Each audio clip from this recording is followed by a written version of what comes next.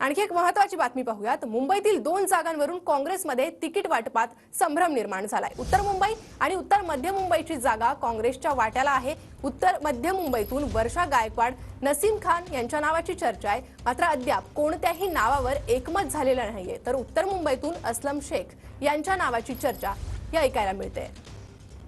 अधिक अपडेट आपण घेणार आहोत आपले प्रतिनिधी अक्षय मंकणी यांच्याकडून। अक्षय, काय अधिक अपडेट?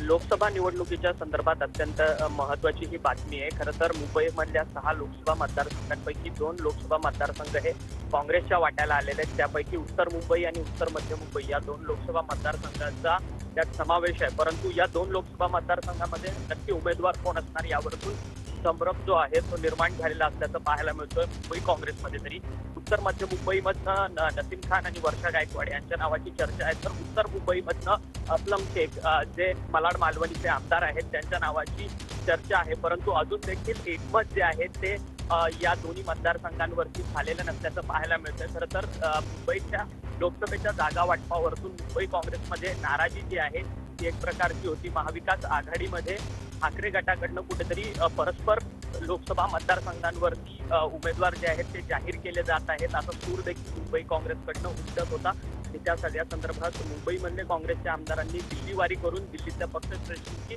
भेट सुद्धा घेतलेली होती। आता ही संपूर्ण भूमिका मुंबई काँग्रेसकडनं मवाळ झाली असली तरी आता मुंबई काँग्रेसच्या वाट्याला आलेल्या 2 लोकसभा मतदारसंघामध्ये नक्की उमेदवार कोण असणार हा प्रश्नचिन्ह जो आहे, संभ्रम जो आहे तो अद्याप मात्र कायम आहे।